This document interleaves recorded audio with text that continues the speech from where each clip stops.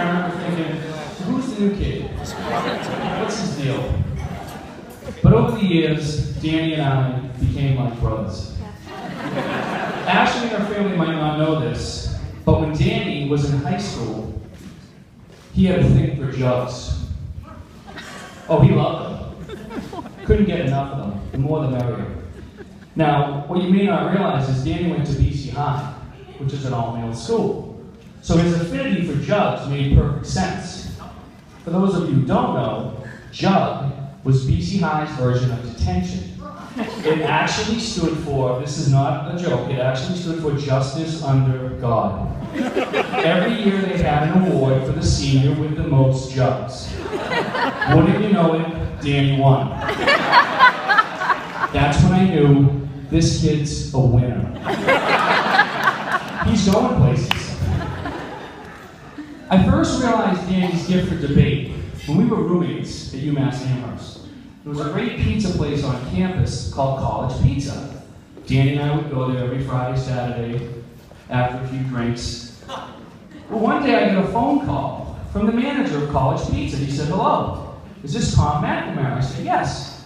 He said, "This is the manager of College Pizza. You owe us $125 for several bounce checks that you wrote." I said to him, "I never wrote you guys any checks." He was adamant. He said, "I'm holding the bounce checks in my hands right now." So I couldn't figure it out. I thought, then it hit me, and I said, "Do me a favor. Tell me what name is on the signature section of those checks." The guy paused for a second, and he went, "Oh, they're actually all signed Dan McNamara." So I confronted Danny. I said, "Danny, have you been using my checkbook to write checks at College Pizza?" Danny said, "Yes." I said, "Well, then you owe me $125 for all the bounce checks." Danny said, "No, I don't." That's when I knew this kid's gonna be a lawyer someday.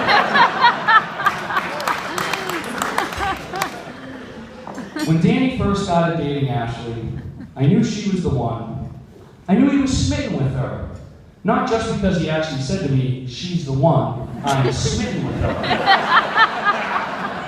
But because one day, while looking for a place to eat lunch, he told me they walked past a Burger King, past a D'Angelo's, past a Subway, and past a Chinese food restaurant in search of a place that served organic food. That's when it hit me. He must be in love.